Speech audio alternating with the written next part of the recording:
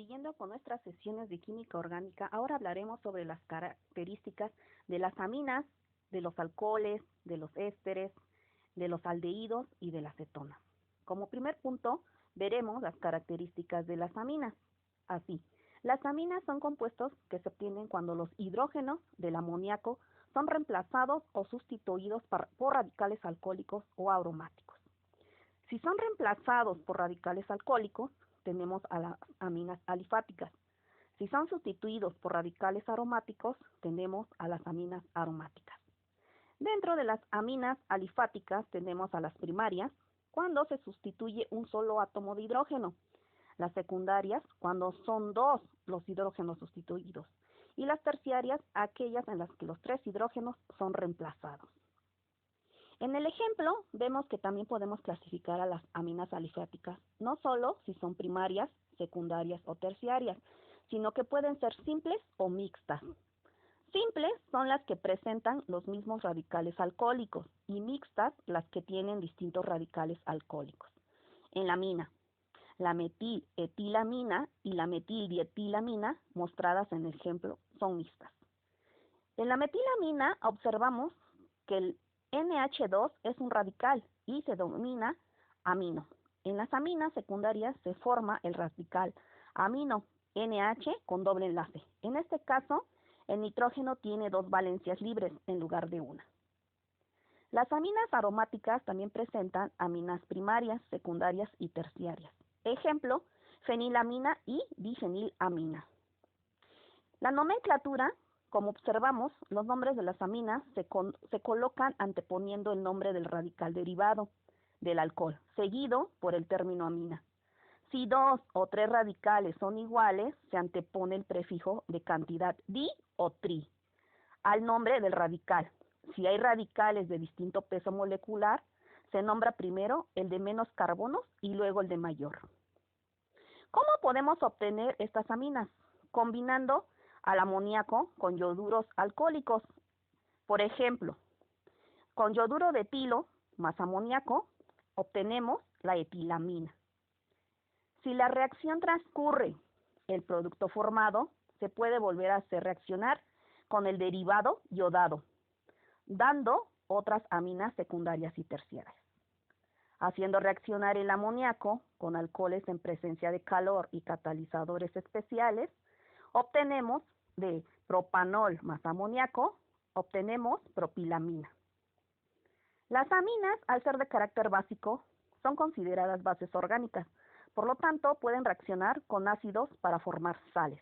Por ejemplo, si hacemos reaccionar metilamina más ácido clorhídrico, obtenemos cloruro de metilamonio. Las aminas primarias, secundarias y trozo. Esta reacción se aprovecha para poder distinguirlas. Aminas primarias, ejemplo, metilamina más el ácido nitroso nos da un metanol. Y las aminas terciarias, en este caso, las aminas terciarias no reaccionan ante el reactivo ácido nitroso. Como vimos, estas tres reacciones distintas permiten diferenciar a las aminas primarias, secundarias y terciarias. De las aminas aromáticas merece ser mencionada la fenilamina, conocida también como anilina, ¿sí? Se la puede obtener a partir de la siguiente reacción: en medio ácido, ¿sí? A partir de nitrobenceno más ácido clorhídrico más estaño, y obtenemos fenilalamina más dos moléculas de agua. Entre las propiedades físicas son líquidas, incoloras y de aspecto aceitoso. Olor desagradable, su punto de ebullición es de 184 grados centígrados. Es soluble en solventes orgánicos. Entre las propiedades químicas tenemos que presentan las mismas características químicas que las aminas alifáticas. Arden en presencia de la llama, que es la llamada combustión, y tiene un carácter básico más débil que la de otras aminas. Reaccionan con el ácido sulfúrico a temperaturas elevadas. Otro reactivo que es afín con la anilina es el ácido acético. En caliente también obtenemos fenilalamina más ácido acético, le agregamos calor, obtenemos acetanilina más agua. Entre los usos, es muy usada en la industria de los colorantes, como el caso del azul y negro de anilina. También se ha tenido utilidad en la preparación de fármacos y en la industria fotográfica. Ahora vamos a hablar de los alcoholes. Su nombre proviene del árabe alcohol, que literalmente traduce espíritu o líquido destilado, ya que los antiguos alquimistas musulmanes perfeccionaron los métodos de destilación del mismo en el siglo IX. Estudios posteriores permitieron conocer su naturaleza química, especialmente los aportes de Lavoisier respecto a la fermentación de la levadura de cerveza. La ingesta de alcoholes tiene efectos tóxicos sobre el organismo humano, en algunos casos introduciendo la embriaguez y efectuando como desinhibidor de la conducta, pero también como depresor del sistema nervioso central, en el caso del etanol. En otros casos surten efecto nocivo y posiblemente letal, dependiendo de la dosis consumida. Sin embargo, también tienen propiedades antibacterianas y antisépticas, que permiten usos superficiales. Entre los tipos de alcoholes tenemos, en principio, los alcoholes se pueden clasificar de acuerdo al número de radicales carbonilo que presenten. Así se distingue entre los alcoholes un radical y los polialcoholes o polioles que presentan 2 o más. Sin embargo, la principal distinción entre los alcoholes depende de su estructura atómica en torno al átomo de carbono del carbinol de la siguiente manera. Alcoholes primarios. El grupo hidroxilo OH se ubica en un carbono o enlazado a su vez a otro único átomo de carbono. Entre los alcoholes secundarios, el grupo hidroxilo OH se ubica en un carbono enlazado a su vez a otros 2 átomos de carbono distintos. Alcoholes terciarios. El grupo hidroxilo OH se ubica en un carbono enlazado a su vez a otros 3 átomos de carbono distintos. La nomenclatura de los alcoholes.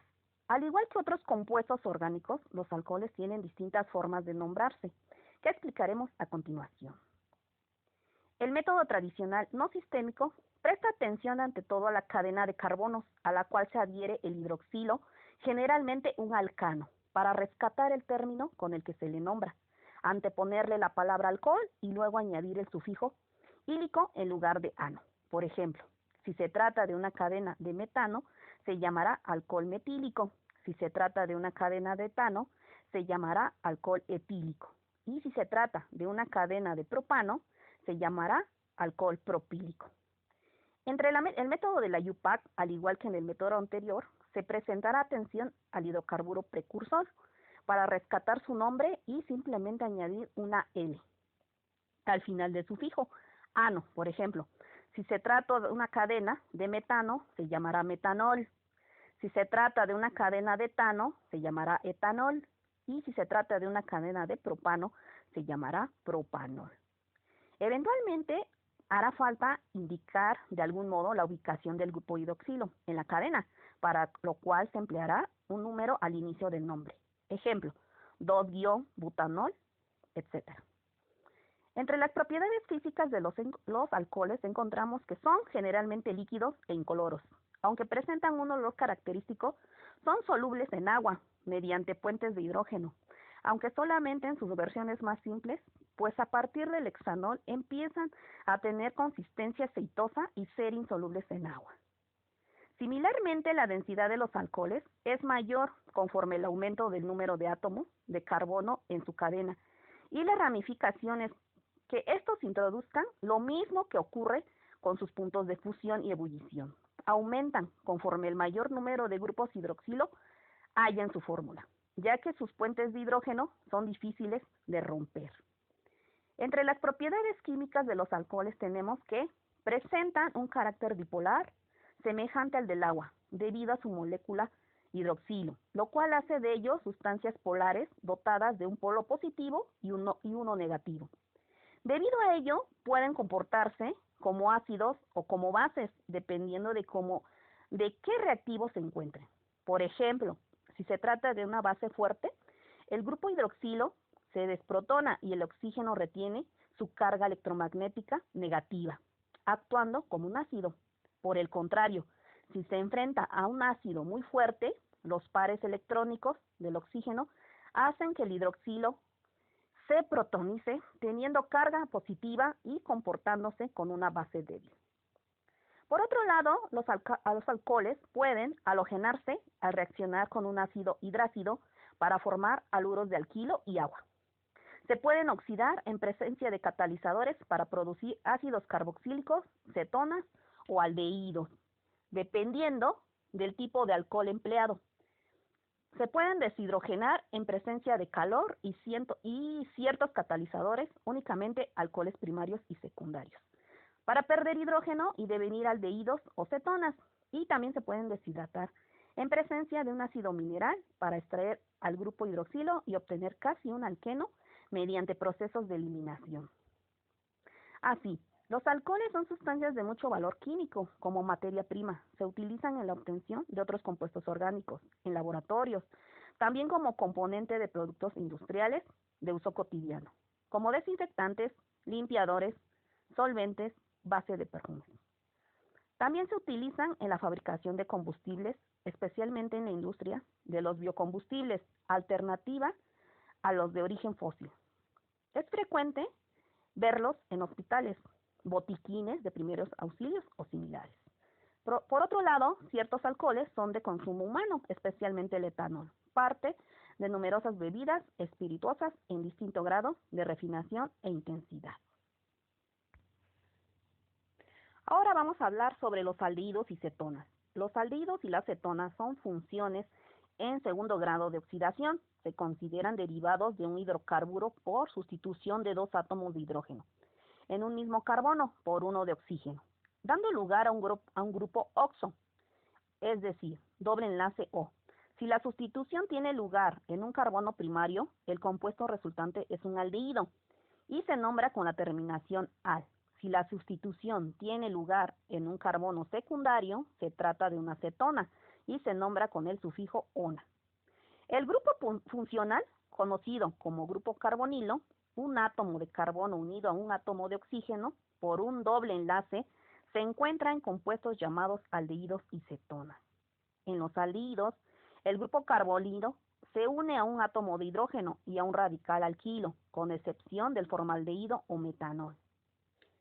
Bien, en las cetonas, el carbonilo está unido a dos radicales, que pueden ser iguales, diferentes o alquílicos.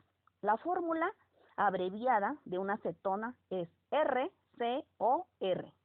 Los aldehídos y las cetonas son muy reactivos, pero los primeros suelen ser más reactivas. El grupo carbonilo se encuentra unido a dos radicales hidrocarbonados. Si estos son iguales, las cetonas se llaman simétricas, mientras que si son distintos, se llaman asimétricas. Según el tipo de radical hidrocarbonado unido al grupo funcional, los aldehídos pueden ser alifáticos R-CHO y aromáticos AR-CHO, mientras que las cetonas se clasifican en alifáticas R-COR, aromáticas AR-CO-AR y mixtas R-CO-AR, según con los dos radicales unidos al grupo carbonilo, sean alifáticos, aromáticos o uno de cada clase, respectivamente. La nomenclatura de aldehídos y cetonas. Para denominar los aldehídos y cetonas, se puede usar el sistema IUPAC en ambos casos. Primero se debe encontrar la cadena hidrocarbonada más larga, que contenga al grupo carbonilo. La terminación O de los hidrocarburos se reemplaza por al para indicar un aldehído. Las cetonas se denominan cambiando la terminación O de la cadena carbonada lineal o más larga, que contienen al grupo carbonilo por la terminación ona del carbonilo en la cadena carbonada. Entre las propiedades físicas tenemos que las características especiales del grupo carbonilo influyen en las propiedades físicas de las cetonas y de los aldehídos. Punto de ebullición, temperatura de ebullición mayor que hidrocarburos del mismo peso molecular, pero menor que el de los alcoholes y ácidos carboxílicos comparables. Esto se debe a la formación de dipolos y a la ausencia de formación de puentes de hidrógeno intramoleculares a estos compuestos. Los aldehídos y las cetonas no pueden formar enlaces intermoleculares de hidrógeno porque al carecer de grupos hidroxilo o H, sus puntos de ebullición son más bajos que los alcoholes correspondientes.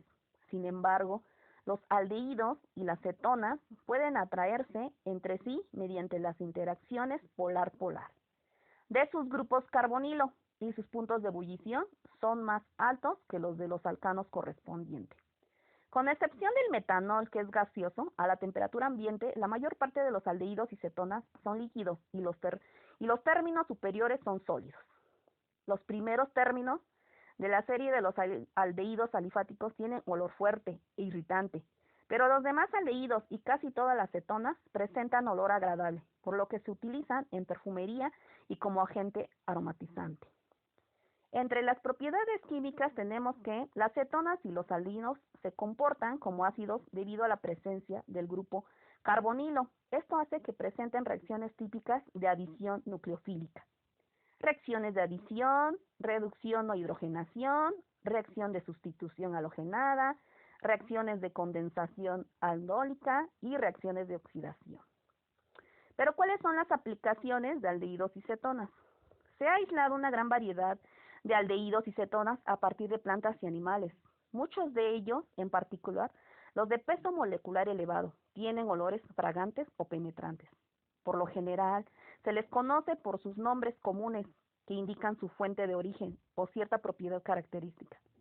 A veces los aldehídos aromáticos sirven como agentes saborizantes. El benzaldehído, o también llamado aceite de almendras amargas, es un componente de la almendra. Es un líquido incoloro con agradable olor a almendra.